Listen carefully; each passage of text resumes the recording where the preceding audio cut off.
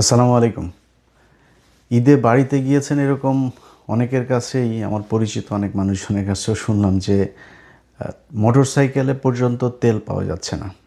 বিভিন্ন পাম্পগুলো বন্ধ। আমার নিজেরও আমার আমার ফ্যামিলির কাছে শুনলাম যে এরা ঈদে গাড়ি নিয়ে ঘুরতেও যেতে পারেনি। বিভিন্ন পাম্পে পাম্পে নাকি আপনার দড়ি দিয়ে তারপরে আপনার পাম্প বন্ধ করে রাখা হয়েছে বিভিন্ন জায়গায়। দু এক দিনের ভিতরে হয়তো পরিস্থিতি আরও ভয়ানক হতে পারে, হয়তো একেবারে তেল পাওয়াই যাবে না এরকম পরিস্থিতিও হওয়ার আশঙ্কা তৈরি হয়েছে। তো আমি জানি না আপনারা যারা ঈদে বাড়িতে গিয়েছেন তারা বলতে পারবেন আপনার এলাকার খবর। আমি যতটুকু শুনেছি যে তেলের প্রচণ্ড সংকট আছে এবং তেল পাম্পগুলো বেশিরভাগ বন্ধ, সেখানে কোনো তেল পাওয়া যাচ্ছে না একেবারেই। এখন ধরেন এই ভিডিওতে কথাগুলো বলছি, বিএনপি ক্ষমতায় এসছে মাত্র ধরেন 1.5 মাস হলো, তো এদেরকে মানে দায় দেওয়ার জন্য বা এদেরকে দোষ দেওয়ার জন্য, এদের কারণে এরকম হচ্ছে এরকম কিছু বলার জন্য না, বরং বিএনপি এটা নিজেদের ঘাড়ে তারপরে নিয়ে তারা বোঝানোর চেষ্টা করছে যে তারা সব দায়িত্ব বিশাল আকারে পালন করছে। এখন দেখেন, আপনি এই যে যোগাযোগ মন্ত্রী রবিউল ইসলাম, রবিউল ভাইরে আমি ভীষণ পছন্দ করি। কোন দিন থেকে জানেন? ওনার একটা টক শোতে আমার মনে আছে উনি সময় ইসলামের মুখের উপরে এইভাবে এই মাইক্রোফোন খুলে তারপরে উনি টক শো থেকে উঠে গিয়েছিলেন, সম্ভবত এই চ্যানেলের ওই প্রোগ্রামটাতেই বোধহয়। তো আমি ভুল হইতে পারি। যাক, ওই দিন থেকে ওনার আমি প্রচণ্ড ওনার ফ্যান আমি। কিন্তু এই ব্যক্তি মন্ত্রী হইলেন, হওয়ার পরে উনি এসেই চাঁদাবাজি নিয়ে বিশাল এক বয়ান দিলেন। চাঁদাবাজি সমঝোতার মাধ্যমে নিলে এটাকে সমঝোতা বলা হয়। ভাই, পৃথিবীর কোন চাঁদাটার সমঝোতার মাধ্যমে কে কারে 2 টাকা বেশি দিতে চায়? ভিক্ষা ছাড়া পৃথিবীতে কেউই কারোরে 2 টাকা বেশি দিতে চায় না, এটা সম্ভব না। এখন আপনি এটাকে নিয়ে তারপরে বলেন আপনি যে এটা নিবেন এটা আমরাও জানি। আওয়ামী লীগ এতদিন ক্ষমতায় ছিল, আওয়ামী লীগের সময় নিত, আপনারা আগের বার সময়ও আপনাদের যারা শ্রমিক নেতা আছে, এই যে মির্জা আব্বাস সহ শিমুল বিশ্বাস, যারা যারা এই শ্রমিক এর সাথে আছে, তো এটা তো নতুন কিছু না। কিন্তু আপনার এটারে বলতে হবে কেন যে না ভাই এটা চাঁদা না, চাঁদা এটা নিলে এরকম হইলে চাঁদা, এরকম হইলে চাঁদা না, এটা বলে নিজের ঘাড়ে নিয়ে আসলেন। যোগাযোগ মন্ত্রী হয়েছেন আপনি 1.5 মাস হইল। আপনি মানুষের কাছে সময় চাইতে পারতেন যে ভাই আমরা ক্ষমতায় এসছি মাত্র, আমাদেরকে একটু সময় দেন, একটা ঈদ অন্তত সময় দেন, পরের ঈদে আপনাদের এই ভোগান্তিগুলো যা যা হয়েছে এগুলো আমরা ঠিক করে নিব। কিংবা ধরেন একটা বাস মালিক বা বাসের ড্রাইভার, কন্ট্রাক্টর, তারা বাসের ভাড়া বেশি নিচ্ছে। আচ্ছা, এটা কি এইবার প্রথম? এটা এর আগে নেয় নাই? বাংলাদেশে কবে কোন দিন ঈদের মধ্যে ভাড়া কম নিয়েছে আমারে বলেন? কোনো দিনই কি ভাড়া এই বেশি ছাড়া কখনো কম ছিল বা সমান সমান ছিল? কখনোই ছিল না। আমার সেই ছোটোবেলা থেকে এই পর্যন্ত আমি কোনো দিন শুনি নাই যে ভাই 3 কোটি মানুষের কাছাকাছি এখন ঢাকা শহরে থাকে, তাদের এমনিতে নর্মালি বিভিন্ন সময়গুলোতে মানুষ যখন ঢাকার বাইরে যায় তখনই বাস ভর্তি থাকে। তো 3 কোটি মানুষের মধ্যে যদি 2 কোটি 1.5 কোটি মানুষও যদি যায় একসাথে ঢাকার বাইরে, এই 4-5 দিন একটা মানে এই সময়ের মধ্যে তারা গেলে এমনিতেই এই গণপরিবহনের সংকট হবে, ভাড়া বেড়ে যাবে, মানে যোগান কম হলে চাহিদা বাড়বে, খুবই স্বাভাবিক, এটা কোনো ব্যাপার না। মানুষ এটাতে যায়, এটাতে অভ্যস্ত মানুষ। খুব অতিরিক্ত হয়ে গেলে সেটা হয়তো অনেকের খারাপ লাগে। কিন্তু আপনি কি বললেন? কোথাও কোনো ভাড়া বেশি নিচ্ছে না, কোথাও কোথাও নাকি আরও টাকা দেওয়া দিচ্ছে, শাড়ি লুঙ্গি গামছা জাঙ্গিয়া টাঙ্গিয়া কিনে দিচ্ছে, এরকমও ফেসবুকে ট্রল হচ্ছে। কেন ভাই, আপনার দরকার কি ছিল যে আপনার ঘাড়ে নিয়ে তারপরে এই মালিক পক্ষের এই বাসের কন্ট্রাক্টর ড্রাইভার তাদের এই দায়টাও আপনি আপনার ঘাড়ে নেওয়ার দরকার কি? আপনি ভাই পারবেন না সেটাও আমরা জানি, আপনি হয়তো করবেনও না সেটাও জানি, বাট আপনি অন্তত বলতে তো পারতেন যে কঠোর ব্যবস্থা নেওয়া হবে যদি কেউ, এটাই তো বলে আসছে।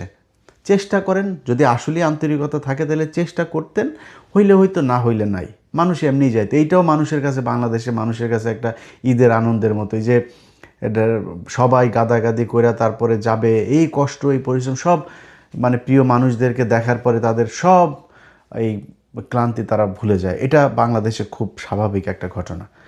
এইটারও আপনারা ঘাড়ে নিয়ে আসলেন। এখন পরিস্থিতিটা যা দাঁড়িয়েছে, মানে আওয়ামী লীগ যা যা করতো আপনারা ওইভাবেই করবেন। কোনো পরিবর্তনের কোনো চিন্তাভাবনা আছে বলে এই সরকারের কাছে আমার অন্তত মনে হয়নি। দেখেন, আপনাদের আজকে যে তেলের সংকট, আপনাদের এই যে $2 বিলিয়ন অলরেডি আপনারা লোন চেয়েছেন, তারপরে সামনে আরও সংকট হবে। এই তেলের দামের কারণে আপনার শুধু তেল না তো, আপনি যেই জ্বালানিগুলো আমাদের বাইরে থেকে আনতে হয়, প্রতিটা জ্বালানির দামই বাড়বে। তো এই যে জ্বালানিগুলো আপনি দামটা বাড়বে, এটাতে প্রতিটা জিনিসের দাম বাড়বে, ইনফ্লেশন হবে, আপনার নতুন করে টাকা ছাপাইতে হবে, বা কি বলে এটা, রিজার্ভ ঘাটতি হবে, সবই হবে। কিন্তু আপনার উচিত ছিল কি? আপনার উচিত ছিল এই সরকারে আসার পরপরই, প্রতিটা মিডিয়া তো আপনাদের নিয়ন্ত্রণে আছে, এটা আমরা 12 তারিখে নির্বাচনেই দেখেছি যে আপনাদের চুরি করার সাথে কিভাবে মিডিয়াগুলো আপনাদের তাল মিলিয়েছে। তো এটা নিয়ে খুব বেশি ক্ষোভ নাই, কারণ জামাত ইসলামেরই ক্ষোভ নেই, আমাদের ক্ষোভ থেকে কী হবে? তারা নিজেরাই চায় আপনাদেরকে সুযোগ দিতে, আপনারা দেশ চালান। আওয়ামী লীগ ইন্ডিয়ার ব্যাপারে সাবধান থেকে চালান। জামাতের কোনো সমস্যা নেই, আমাদেরও কোনো সমস্যা নেই, একদম কোনো সমস্যা নেই, বিশ্বাস করেন। তো আসার পরপর মিডিয়াগুলোকে দিয়ে আপনাদের উচিত ছিল, এই যে গেল 15 বছরে সেই যে ইনডেমনিটি করে, তারপরে ওই যে পাওয়ার প্ল্যান্টগুলো তৈরি করে এই বিদ্যুৎ খাতের যে লুটপাট, এই সাবসিডির নামে তাদের যেই লুটপাটগুলো আওয়ামী লীগের লোকজন করেছে, কত টাকা করেছে, $কত বিলিয়ন আপনার পাচার হয়েছে, $কত বিলিয়ন এইখানে তাদেরকে ঘাটতি দেওয়া হয়েছে, এই কি বলে সাবসিডি দেওয়া হয়েছে। এই লুটপাটের এইটা কি আমাদের কত টাকা এখন এই মুহূর্তে বৈদেশিক ঋণ আছে, কত টাকা অভ্যন্তরীণ ঋণ আছে, কত টাকা প্রতি বছরে শেখ হাসিনা ছাপাইতো, ইনফ্লেশন কী ছিল আমাদের, এই আপনার কাদেরকে কত টাকা প্রতি মাসে আমাদের দেওয়া লাগে, ঋণ দেওয়া লাগে, তো মানে সুদ দেওয়া লাগে, এই জিনিসগুলো সব মানুষকে জানানো দরকার ছিল। এখন আপনারা সেগুলো না জানায় আপনারা শুরু করেছেন কোত্থেকে? মনে হয়েছে যে একটা সাধারণ একটা সরকার ছিল, সেই সরকার থেকে আপনারা নির্বাচনের মাধ্যমে আপনারা একটা রাষ্ট্র গঠন করেছেন, কোনো অভিযোগ নাই দেশে কারোর। আরে ভাই, আপনি যত কিছুই বুঝান, এখন এই মুহূর্তে একটা মানুষকে, বাংলাদেশের মানুষকে মনে করেন 15 বছর পরে কেউ যদি দেশে যায় থাকে, বা 10 বছর পরে দেশে যায় থাকে, তারা যদি আপনি ঢাকা থেকে বাসে করে, একটা গাড়িতে করে যদি ছেড়ে দেন, সে যদি বরিশালে যায়, সে দেখবে খালি উন্নয়ন আর উন্নয়ন। 15 বছর কম সময় না তো। এই যে 15 বছর একটা সরকার ক্ষমতায় থাকলো, শুধু মানুষকে যদি আপনি এইটা দেখান যে আমার ওরে বাবা এই রাস্তা হয়েছে, বাংলাদেশেও ছিল না কিছু, এই রাস্তা হয়েছে, ওই রাস্তা হয়েছে, হ্যাঁ হয়েছে তো। 15 বছরে একটা দেশ সিঙ্গাপুর হয়, 15 দেশে একটা দেশ মালয়েশিয়া হয়, 15 দেশে একটা দেশ জর্জিয়া হয়। ওইসব দেশে যায়া দেখেন, এটা কিন্তু মানে শয়ে শয়ে বছর, আমেরিকার মতো দেশ এরকম হইতে কিন্তু তারা খুব বিশাল সময় নেয় নাই। অতএব 15 বছরে যদি নাকি এই দেশের মানুষ যে পরিমাণে কর্মঠ, যে পরিমাণে মানুষ বউ বাচ্চা বাবা মা দেশ বাড়ি ঘর সব থুয়া বিদেশে গিয়ে পড়ে থাকে, এই যে মানুষের যে স্যাক্রিফাইস, তারা যে পরিমাণে এই ঈদের মধ্যেই কয়েক বিলিয়ন ডলার গেল আপনার কি বলে রেমিটেন্স। এই দেশ কেন গরিব থাকবে? এই দেশের প্রতি ইঞ্চি মাটিতে আপনার উর্বর, এরা সব ধান গম 12 মাস আপনার ফসল উৎপাদন হয়, তারা কেন না খেয়ে থাকবে? তাদের কেন সমস্যা হবে? কোনো সমস্যা হওয়ার কথা না। সমস্যা যা হয় সেটা আপনাদের মতো রাজনীতিবিদরা যারা দেশ চালান তাদের কারণে হয়। এখন এই জিনিসগুলো তো জানানো দরকার ছিল যে 15 বছর ধরে যে তারা দেশটা চালাইলো, এই 15 বছরে তারা বাপের টাকা দিয়া রাস্তা করছে। ধরেন ঢাকা মাওয়া রাস্তাটার কথাই যদি বলি, ওদিকে ওই যে হাট কুমরোল না কি একটা আছে সিরাজগঞ্জের ওইদিকে, তারপরে যে ঢাকা চিটাগাং আপনার 4 লেনের বিভিন্ন জায়গায় যে রাস্তাঘাটগুলো হলো, পদ্মা সেতু হয়েছে, ওর বাপের টাকা দিয়ে করে নাই তো। আপনার জানানো উচিত ছিল মানুষকে যে 1 কিলোমিটার রাস্তা তৈরি করতে তারা কত টাকা লুটপাট করেছে, 15 বছরে কত লাখ কোটি টাকা তারপরে তারা বিদেশ থেকে লোন করেছে, সেই লোন এখন আপনারা শোধ করতে কত টাকা লোন রেখে গিয়েছে। এই জিনিসগুলি সব জানার দরকার ছিল। না জানায়া আপনি এমন একটা ভাব ধরেছেন আপনি 15 দিনের মধ্যেই দেশে সব সমস্যার সমাধান, আর কোনো জায়গায় কোনো সমস্যা হচ্ছেও না, হবেও না, সব দিয়ে দিবেন জনগণের। এখন জনগণের আপনি ঘোষণাটা মানে সান্ত্বনাটা কী দিবেন? জনগণরা আপনি বুঝাইলেন ঈদের আগে তেলের কোনো সমস্যা নাই, এখনও নিউজ হয় প্রতিদিন কয়েক জাহাজ করে তারপরে তেল সব আসতেছে বাংলাদেশ। সারা দুনিয়ার যদি সব জায়গায় সংকট হয় তাও দেশে কোনো সংকট হবে না। মন্ত্রীরা এগুলো বলছে, আপনি এটা বলার দরকার কি? আমরা দেখতেছি না যে যুদ্ধ হচ্ছে? তা আমরা, আপনি আপনি নিজের সামনে তো আছে, আরে শেখ হাসিনা ইউক্রেন আর রাশিয়ার যুদ্ধ, ওই কথা বলতে গেলে মুখস্থ একটা বক্তব্য শিখেছিল। ইউক্রেন রাশিয়া মুক্ত এই যুদ্ধ, তারপরে এই যে কোভিড মহামারী, এই এই 3-4টা কথা প্রতি বক্তব্যে বলতো, যেখানেই সমস্যা সেখানে ওইটারে দিত।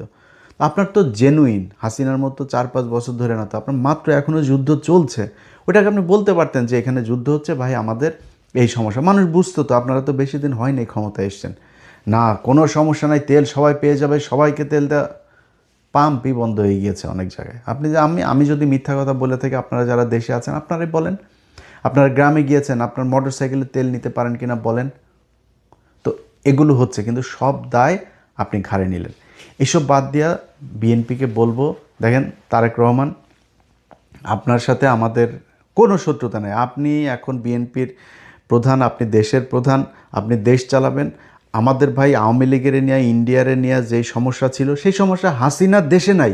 এটাই আমাদের জন্য বিশাল ব্যাপার, এইটাই অনেক কিছু। বাট আমরা দেশের একদম পুরো দেশটাকে একটা সিঙ্গাপুরই চেয়েছিলাম, যেই কারণে মানে পুরো আওয়ামী লীগ এবং ইন্ডিয়া থেকে আমরা একটা স্বাধীন সার্বভৌম দেশ চেয়েছিলাম, যে কারণে একদম জিরো টলারেন্স হয়ে তারপরে অনেক কথাবার্তা বলেছে, অনেক কিছু করতে চেয়েছে, হয় নাই, পারে নাই। সব চোরের বাচ্চারা সব এই জায়গায় এসে, এই যে ডক্টর ইউনূস, সে যে দেশটা চালায় গেল, এই শুয়োরের বাচ্চা পুরা নষ্টের মূল হচ্ছে এই শুয়োরের বাচ্চা, ওর যেই উপদেষ্টাগুলো ছিল এরা, এই আসিফ নজরুল, ইউনূস, তারপরে হইল গিয়া ধরেন আজকে আপনারা যে ঈদটা করছেন না, আসিফ নজরুল শুয়োরের বাচ্চা এখন কয় ও রাসূল সাল্লাল্লাহু আলাইহি সাল্লামরে নিয়ে ওনাকে জীবনী লাগবে। তুই কুত্তার বাচ্চা কি? কে তুই? তোর ঘরে কাজের বুয়া পর্যন্ত প্রেগনেন্ট হয়ে বাইরে হয়, তুই কে? তুই বই লিখবি রাসূল সাল্লাল্লাহু আলাইহি সাল্লামরে নিয়ে, আর তোর বই পড়া লাগবে? তোর বউ হইল রোকেয়া প্যাচি, তোর বউ হইল হুমায়ুন আহমেদের মেয়ে, তুই তো নিজেই শালা নাস্তিক একটা। তুই আসছিস আবার মানে আস্তাগফিরুল্লাহ, ওই স্বীকার করে না, কিন্তু ওর কার্যকলাপ যা আছে সব কিছুই একদম ইন্ডিয়ান মাল। ও প্রথম আলোর পুরো শেল্টার দাতা। ওর কারণে আজকে যেই ঈদটা যাচ্ছে না, যেই ঈদে আপনারা বিশাল আতর সুরমা মাইখা তারপরে বাংলাদেশে ঈদ করলেন, প্রথম সারিতে দাঁড়ায় জাতীয় ঈদগাহে, আপনাদের এইখানে বসাইতে অনেক মানুষের জীবন দিতে হয়েছে, অর্থ দিতে হয়েছে, তার পরিবার ধ্বংস হয়ে গিয়েছে, এখন পর্যন্ত জেল খাটছে, গেল 17 বছর ধরে জেলে। সেই মানুষগুলোকে জেলে রাখা তারপরে আপনারা ঈদ পালন করেছেন। এই আসিফ নজরুল শুয়োরের বাচ্চারা, এই ইউনূস শুয়োরের বাচ্চা, এই দুইটার কারণে এরা আছে। ধরেন আজকে যে আইনমন্ত্রী হয়েছে না, এই আইনমন্ত্রীর বিরুদ্ধে আমি লেখালেখি করেছি দিলীপ আগারওয়ালা আটক হওয়ার পরে। কিন্তু আইনমন্ত্রীর সাথে আমার কিন্তু ভীষণ ভালো সম্পর্ক ছিল, ওনার বিরুদ্ধে বলেছি দিলীপ আগারওয়ালা নিয়ে, কিন্তু কিছু জিনিস স্বীকার করি। এই লোকটাকে যদি কোনো দিন বলেছে যে ভাই অমুক আলেমের আপনার একটা আছে, হেয়ারিং আছে, ওইটা একটু দেখেন, উনি বাংলাদেশে থাকুক আর না থাক, পরের দিন দেখেছি যে উনি সেই কথাটা কোর্ট পর্যন্ত পাঠিয়েছেন এবং সেটা রেজাল্ট পেয়েছে। ওনার মাধ্যমে অন্তত যদি কম হয় তাও 100 জন আলেমকে আমি ওনার মাধ্যমে হেল্প করেছি। এই ঈদ গেল, ঈদের পরের দিন মাওলানা সাইদুর রহমান সাহেব, ওনার সাথে কথা বললাম, উনি বের হয়েছেন। আরে ভাই, সে কেন ঈদ জেলখানায় করবেন? তারেক রহমান, আপনার মায়ের আলেমদের প্রতি যে সম্মান ছিল, আপনার বাপের যে সম্মান ছিল, আশা করি আপনারও আছে। যদি আল্লাহর ওয়াস্তে যদি পারেন এই মানুষগুলিরে ছাড়েন, এই মানুষগুলির সাথে, এই মানুষগুলিরে জেলখানা থেকে বের করার জন্য আর বিডিআর, এই দুইটার জন্য আমার এই পুরো 1.5 বছর ডক্টর ইউনূসের সরকারের সাথে যত সমস্যা সব এইটা নিয়ে, সেনাবাহিনীর সাথে আমার যত সমস্যা এই দুইটা জায়গা নিয়ে। তো তারা এই ডক্টর ইউনূসরে, এই মাদারি কী করছে জানেন? ওই কিছু হইলে ওই আমেরিকান অ্যাম্বাসিরে দিয়া এই আকাম কুকাম করাইতো, এই যে আলেমগুলোর ব্যাপারে। একটা আলেম ছাড়া হয়, একটা আলেম ছাড়লেই তারপরে কি করে, আমেরিকান অ্যাম্বাসি আপনার ওই আইন মন্ত্রণালয়ে ফোন করে, অমুক এজেন্সিরে ফোন করে। এই যে আইজি প্রিজনরে, মানে আমি তো সেনাবাহিনীর বিরুদ্ধে কথা বলেছি, অনেক প্রশাসনের অনেকের বিরুদ্ধে কথা বলছি, কিন্তু ভাই সত্যি কথা বলি, সেনাবাহিনীর একজন ডিজিএফআর একজন অফিসারের যদি বলছে যে ভাই আপনাদের এই ডিজিএফআর ক্লিয়ারেন্স পাওয়া যাচ্ছে না বলে ওনাকে আপনার জামিননামা যাওয়ার পরেও, আদেশ যাওয়ার পরেও জেলখানা থেকে ছাড়ছে না, কারা কর্তৃপক্ষের কাউরে যদি বলছে যে ভাই এটা ছাড়া যাচ্ছে, ভাই 10 মিনিটের মধ্যে ছাড়তেছি, একজনকেও আমি দেখিনি। এই যে শফিউর রহমান ফারাবি, এর জন্য ভাই কত মানে ঘন্টা যে আমার ব্যয় করা লেগেছে, এরে ফোন করা, ওরে ফোন করা, ওরে করা, ছেড়েছে। কিন্তু সমস্যা কোন জায়গায় জানেন? সমস্যা হইলো আমেরিকান এম্বাসিতে। ওইখান থেকে আপনার দেয়, ওরে ছাড়লেন কেন, এরে ছাড়লেন কেন, ওনারা করে।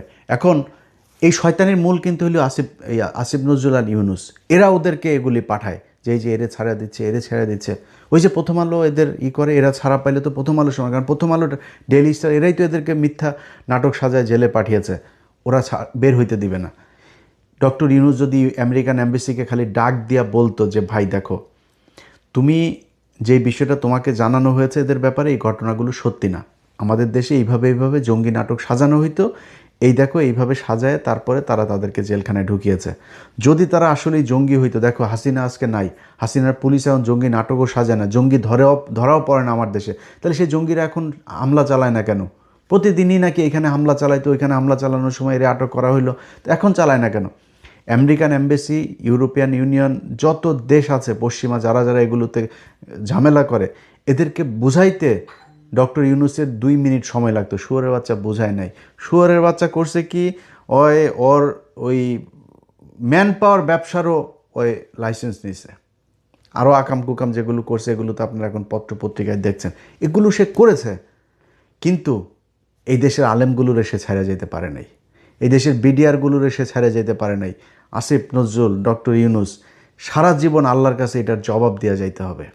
আমি বিশ্বাস করি তোরা যেখানে যাবি সেখানে অপমানিত হবি, লাঞ্ছিত হবি, জুতা খাবি, বাংলাদেশের মানুষের সামনে তোরা আসতে পারবি না। যেখানে যাবো ওইখানেই অপমানিত হবে, ওইখানেই তোরা কোনো না কোনোভাবে অপমানিত হবে। কদাচিৎ 2-1 জায়গার থেকে ভালোভাবে বের হইতে পারবি।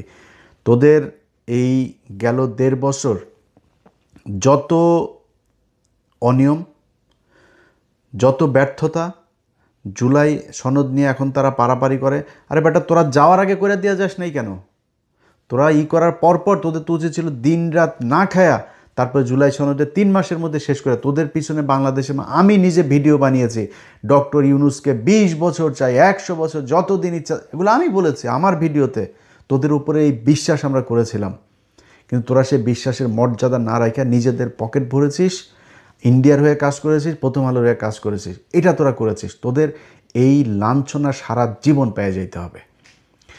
তো যাই হোক, এগুলো তারেক রহমান, আপনার কাছে অনুরোধ থাকবে, একটা ঈদ তো গেল আপনার, সামনে আরেকটা ঈদ, ওই ঈদের আগে পিলখানার হত্যাকাণ্ড নিয়ে যারা আসল ক্রিমিনাল সেনাবাহিনীর অফিসারদেরকে ধরেন, তারপরে যেই ইয়েটা হয়েছে, ওই স্বাধীন তদন্ত কমিশনের যে রিপোর্টটা হয়েছে, ওই রিপোর্টের অনুযায়ী কাজ করেন, সব পেয়ে যাবেন, সব কিছু পেয়ে যাবেন, সেখানে আছে। তো এই মানুষগুলোরে ছেড়ে দিয়েন। আর আরেকটা জিনিস হয়েছে যে ভাই, সব কিছু নিজের ঘাড়ে নিতে যায় না। নিজের ঘাড়ে নিতে গেলে এইরকম মানুষরে, সে আওয়ামী লীগের মতো বলবেন একটা মানুষ বিশ্বাস করবে না, কোনো কথাই বিশ্বাস করবে না। এই যে এখন বলছেন দেশে জ্বালানির কোনো সংকট নাই, এই নেই ওই নেই, মানুষ পাম্পে গেলে তেল পায় না, এটাই বাস্তবতা।